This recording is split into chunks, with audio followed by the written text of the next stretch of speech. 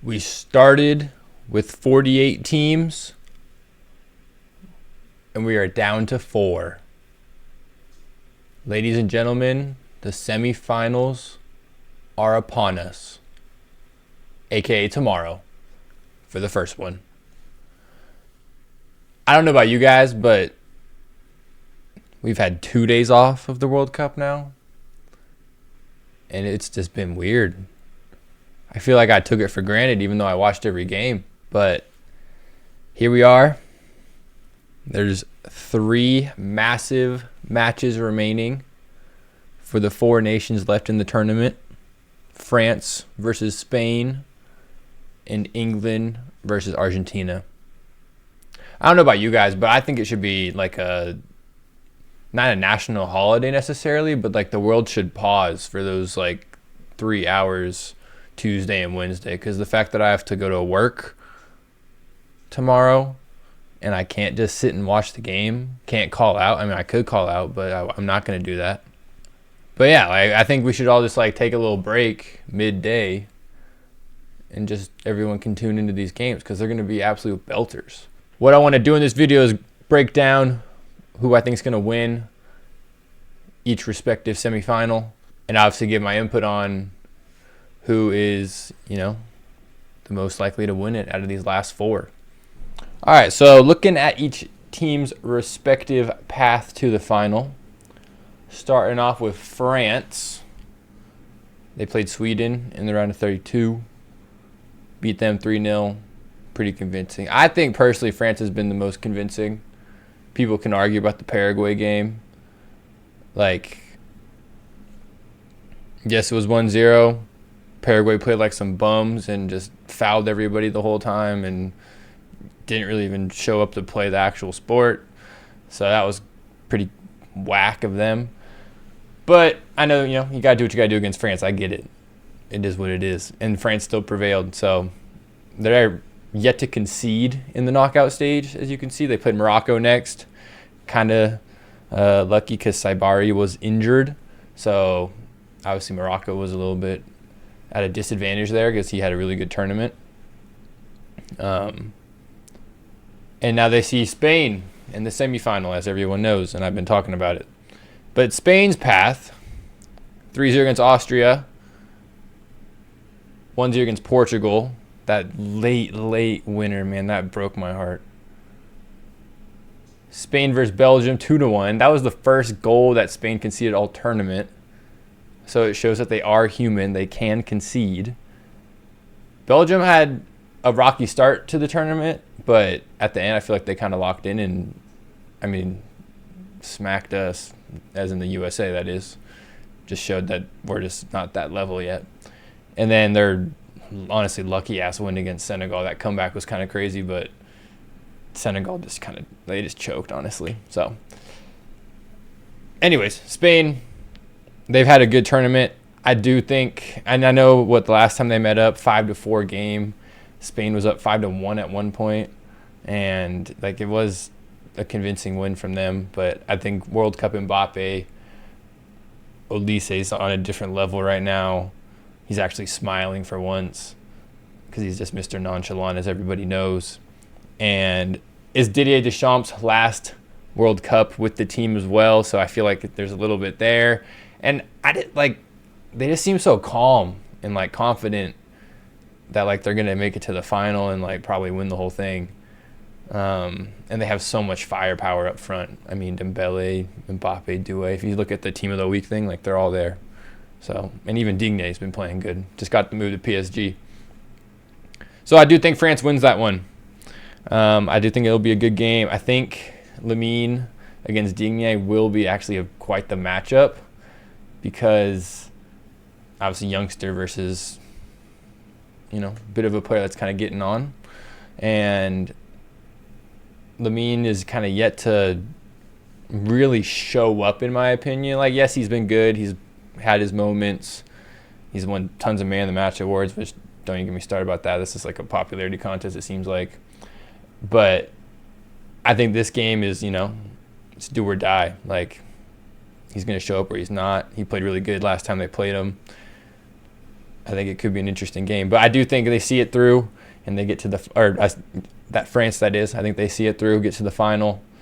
We'll go score prediction just to be bold. I'm going to say 3-2 to France in extra time. I think it ends 2-2 full time, 3-2 to France in extra time. Looking at the other side of the bracket, we have England and Argentina on the other side. Messi's first time playing England in his career, which, crazy. I still think I need to do an Argentina video, honestly, just to break some stuff down, but I don't want to get super really controversial and stuff. But anyways, Argentina's path. Cape Verde, 3-2. Absolute belter of a game. Give them a run for their money. Argentina versus Cape Verde, 3-2. Extra time match. Cape Verde's left back scored the unbelievable goal. Could be goal of the tournament. We'll see. But Argentina still gets it done in the end, right?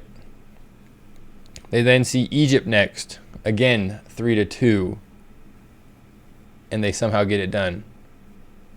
They then play Switzerland. Go into extra time again and get it done. 3-1 with Alvarez scoring another peachy goal similar to the Cape Verde one. But let's be honest, they really haven't been tested, and they are only squeezing out these wins, mostly in extra time. And some people are going to say due to the, help of FIFA and help of the referee. I'm not going to go that far as of yet, but I do think, I think it's they're the first team in history to make it to the semifinal without playing like a top 15 nation. Like, that's pretty crazy. And England, on the other hand, they've been battling it out with some relatively decent squads. It's gotten progressively better as time's gone on, right? They struggled, honestly, against Congo for most of the match, right? Harry Kane has to bail him out at the end. 2-1 in that game. England versus Mexico. The red card kind of screwed them over, but they got the job done. They fought through it. They ended up winning that game. Norway match. Controversy with the cable and the ball. But besides that, pretty good game. England did get kind of lucky that match. It was quite back and forth. I think Norway had their chances and everything. So, realistically, yes, England could have been knocked out. Norway could be in the semifinal, which would be ridiculous. But England did get the job done thanks to Jude Bellingham. And they're through the semifinal to face Argentina. With that being said, I think England get it done. I did a video yesterday on Jude Bellingham. If you guys haven't watched that yet, just look at my channel. But I talked about Thomas Tuchel and how he is insane at knockout football. Being a Chelsea fan, I saw what he did for us in 2021 in the Champions League when we had no business of winning that Champions League. And yet we somehow make it to the final against Pep's squad, who was, at that point, I believe they won the Prem already. They were just unbelievable leading up to that Champions League. They all thought it was their year, right? Aguero was still on the team. De Bruyne was in his prime. Everything. And we somehow rock up at the Porto Stadium and get the win against Man City, 1-0. So, not that I'm saying it's anything like that, because England, honestly, I think on paper has the better squad than Argentina. And I do think England just overall have been playing better. And like I said, they've had more challenging opponents than Argentina. So I think England do get it done. And I think Argentina finally sees their way out of the tournament, a.k.a. they go to the bronze match, which is still going to be huge for them. And, if Messi gets that, they're going to milk it. So anyways, I think England get the job done in the semifinal. I think the score will be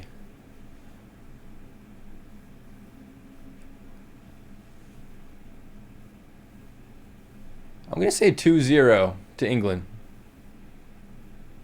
I don't even think Argentina is going to get one, which is crazy because they're probably going to get a penalty in the match, which would make you think that they're going to get one. But I think England can get it. I think England get clean sheet. Pickford has an amazing game, which he kind of has been all tournament.